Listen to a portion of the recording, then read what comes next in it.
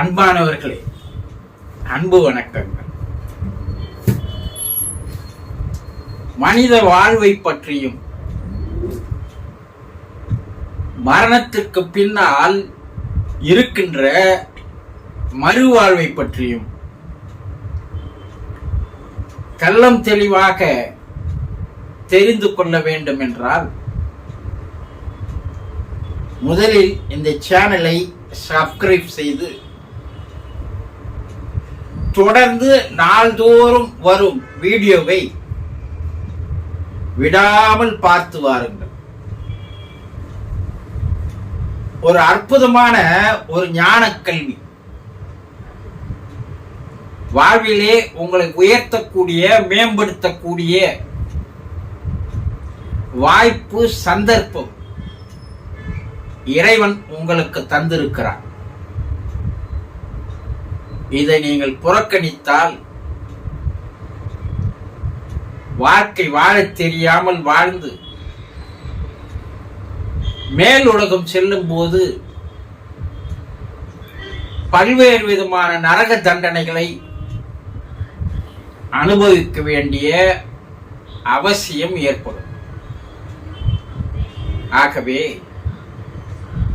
கிடைத்திருக்கின்ற இந்த நல்ல சந்தர்ப்பத்தை பயன்படுத்திக் கொள்ளுங்கள்.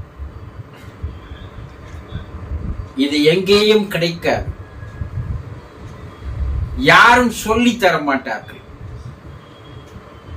படித்தாலும் புரியாத விஷயங்கள். குருவாக வருபவர் இறைவனாக அனுப்பி வைக்கப்படுபவர். வாய்ப்புகள் வந்து வாசற்படியில் நிற்கிறது. கதவை திறந்து உள்ளே வரவையுங்கள். இந்த பிறப்பினுடைய நோக்கத்தை, லட்சியத்தை சரியாக நிறைவேற்றி மேல் உலகிலே நல்லதொரு இடத்திற்கு செல்லலாம். இன்று நாம் பார்க்க போவது மனிதர்கள் மரணத்தில் 3 நிலைகள் இருக்கிறது. 3 அதிசயங்கள்னு சொல்லலாம். அது என்ன 3 நிலை, 3 அதிசயம்? இதை ஒவ்வொருவரும் நீங்கள் தெரிந்து கொள்ள வேண்டியது மிக மிக அவசியமாகும். ஒருவர் இறக்கும் பொழுது அந்த இறப்பு என்பது அவருக்கு ஒரு கொண்டாட்டமாக, சந்தோஷ நிகழ்வாக இருக்க வேண்டும்.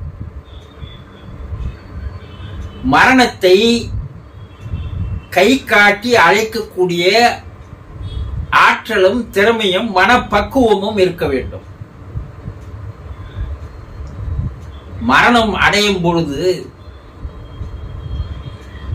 முகம் பிரகாசமாக இருக்கின்ற நிலைக்கு உயர வேண்டும். சீர சூபி தத்துவ ஞானி.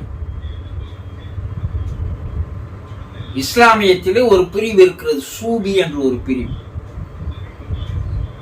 அவர்கள் இறைவனை பற்றி, இறைவனிடம் போய் சேர்வதை பற்றி நம் நாட்டு சித்தர்கள் போலயே கொள்கைகள் உடையவர்கள்.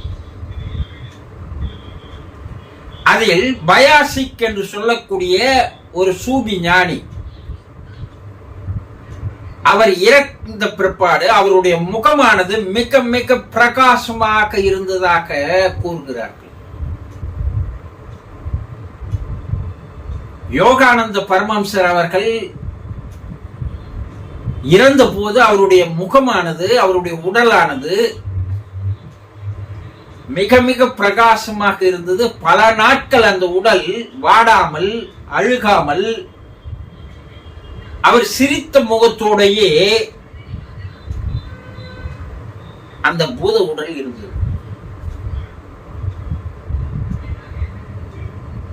அப்படிப்பட்ட யோகிகள், ஞானிகள், ரிஷிகள் இறக்கும் பொழுது அவர்களிடம் இருக்கின்ற அந்த ஆன்மாவானது வெளியே வரும்போது அந்த அறை முழுவதும் ஒரு பிரகாசமான ஒளியானது ஏற்படும்.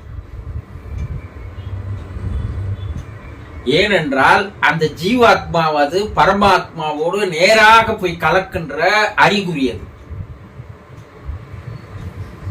ரமண மகரிஷி அவர்கள் இறந்த போது அவருடைய உடலில் இருந்து வெளியேறிய ஆன்மா நட்சத்திரமாக மேல் நோக்கி சென்றதை படம் பிடித்து வைத்திருக்கிறார்கள். இந்த நிலை ஒரு மனிதருக்கு இறப்பின் போது, மரணத்தின் போது வர வேண்டும். அதற்காக தான் இந்த பிறப்பு தரப்பட்டிருக்கிறது, வாழ்க்கை தரப்பட்டிருக்கிறது.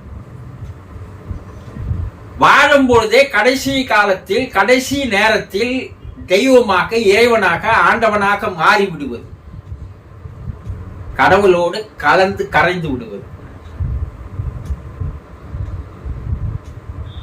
மனிதர்கள் 3 நிலைகளில் மரணம் அடைகிறார்கள்.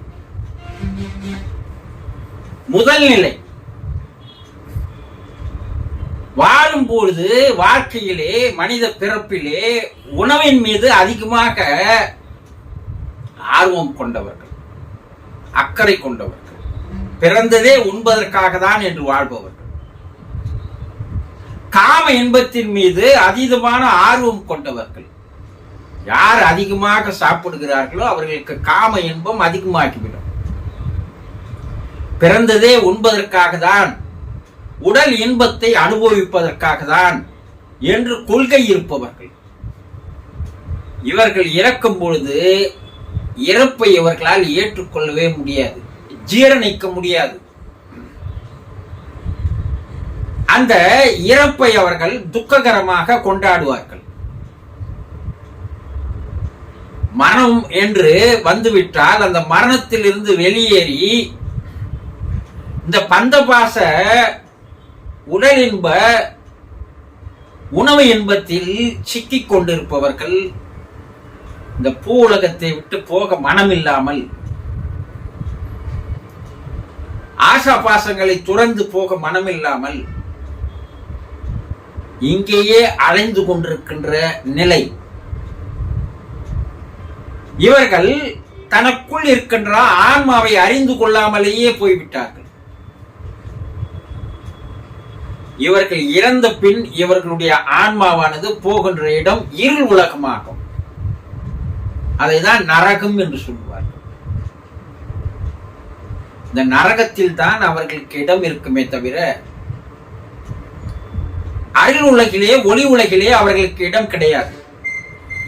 இது முதல் நிலை, தானாக தேடிக்கொண்டவர்கள். இரண்டாம் நிலை, ஓரளவிற்கு ஆன்மாவை அறிந்தவர்கள், ஆண்டவனை அறிந்தவர்கள், அளவுக்கு அதீதமான உணவு மீதோ உடல் இன்பு மீதோ ஆர்வம் இல்லாதவர்கள், ஆன்மீகத்தில் ஓரளவு தெளிவு பெற்றவர்கள். இவர்கள் இறப்பை எதிர்பார்ப்பார்கள். மரணம் என்பது ஒரு நீண்ட தூக்கம். அது ஆன்மா இளைப்பார்க்கின்ற நிலை. இதையெல்லாம் தெரிந்து வைத்திருப்பார்கள். அதனால் ஓரளவுக்கு பக்குவப்பட்டவர்கள், மனம் பக்குவப்பட்டவர்கள். இவர்கள் இறக்கும் போது இவர்களுடைய ஆன்மா இறப்பை, மரணத்தை ஏற்றுக்கொள்கிறது. நாம் அடுத்த ஒரு பிறப்பிற்கு போக போகிறோம், அடுத்த ஒரு பிறப்பு எடுக்க போகிறோம் என்பதையெல்லாம் இவர்கள் தெரிந்து கொண்டார்கள். அதனால் இவர்களுடைய ஆன்மா ஒளி உலகிலே கீழ்நிலையில் போய் நிற்கும். இது ஒரு நிலை, ஓரளவுக்கு முன்னேறுகின்ற நிலை. மூன்றாம் நிலையில் இருப்பவர்கள், தன்னை அறிந்து கொண்டவர்கள், தனக்குள்ளே இருக்கின்ற ஆன்மாவை, ஆண்டவனை, தெய்வத்தை, பரம்பொருளை, பரமசிவனை அறிந்து கொண்டவர்கள். இறப்பை எப்படி தன்னுடைய இறப்பு இருக்க வேண்டும் என்று வாழ்நாள் முழுவதும் அதற்கு தயாராக தன்னை தயார்படுத்திக் கொள்பவர்கள். இவர்கள் தான் யோகிகள், ஞானிகள், ரிஷிகள், முனிவர்கள், சூபி ஞானிகள், திபத்திய ஞானிகள். இவர்கள் எல்லாம் இந்த வாழ்க்கையை வாழ்கிறவர்கள். இறப்பை ஒரு கொண்டாட்டமாக கொண்டாடி மகிழ்பவர்கள். இறைவன் இறப்பை தந்தது தன்னோடு சேர்த்துக் கொள்வதற்காக தான் என்பதை தெரிந்து கொண்டவர்கள். இவர்கள் இறக்கும் போதுதான் அவர்களுடைய முகம் பிரகாசமாக இருக்கும். அந்த அறை பூராக ஒளி வெள்ளம் தோன்றும். அவர்கள் நேராக இறைவனுடைய இடத்திற்கு செல்கிறார்கள். ஒளி உலகிலேயே உயர்நிலை, அருள்நிலை, ஆண்டவன் நிலை, தெய்வ நிலையை அடைகிறார்கள். மனிதர்கள் தான் வாழ்கின்ற வாழ்க்கையை வைத்துத்தான் அந்த மரணத்தில் 3 நிலைகள் மனிதர்களுக்கு கிடைக்கிறது. இதை புரிந்து கொள்ள வேண்டும். ஒரு ஞானி, ரவி பெர்கான் என்று சொல்லக்கூடிய ஒரு ஞானி இறக்கின்ற தருவாயில் அவருடைய மனைவி கேட்கிறார், நீங்க இறக்கப் போகிறீர்கள், இது உங்களுக்கு துக்கமாக இல்லையா என்று கேட்கிறார். அதற்கு அவர் என்ன சொல்கிறார், எப்படி இறப்பது, எப்படி இறந்தால் நான் மேல் உலகிலே எந்த நிலைக்கு செல்வேன் என்பதை தான் என்னுடைய வாழ்க்கை பூராகவும் உணர்ந்து கற்று வந்தவன் நான். அதற்காக தான் என்னுடைய வாழ்க்கையை பயன்படுத்தி கொண்டேன். நான் வாழ்க்கையை சந்தோஷமாக வாழ்ந்தேன், இறப்பையும் சந்தோஷமாக வரவேற்கிறேன், இறைவனுடைய அழைப்பிற்காக காத்திருக்கிறேன் என்று அவர் கூறுகிறார். இறப்பை சந்தோஷமாக கொண்டாட வேண்டும். ஓசை அவர்கள் தான் இறந்த பிற்பாடு தன்னுடைய ஆசிரமத்தில் யாரும் கண்ணீர் விடக்கூடாது, அழக்கூடாது, அதை ஒரு சந்தோஷமாக ஆனந்தமாக கொண்டாடுங்கள் என்றார். இந்த நிலைக்காக தான் மனித பிறப்பு தரப்பட்டிருக்கிறது, மனித வாழ்க்கை தரப்பட்டிருக்கிறது, அறிவு தரப்பட்டிருக்கிறது. வாழும்போது எப்படியெல்லாம் நாம் வாழ்ந்தால் இறப்பு நமக்கு எப்படி அமையும், அந்த இறப்பின் மூலமாக நமக்கு மேல் உலகிலே ஒளி உலகிலே எந்த நிலை நமக்கு கிடைக்கும் என்பதை பற்றியெல்லாம் தெளிவாக தெரிந்து கொள்வதற்காக தான் இவர்கள் எல்லாம் வாழ்ந்திருக்கிறார்கள். இப்போ ஒரு மனிதன் இறந்தால் 3 நிலை, அவன் எப்படி வாழ்கிறானோ அந்த வாழ்க்கைக்கு தகுந்த பிற்பாடு அவனுக்கு 3 நிலை கிடைக்கிறது.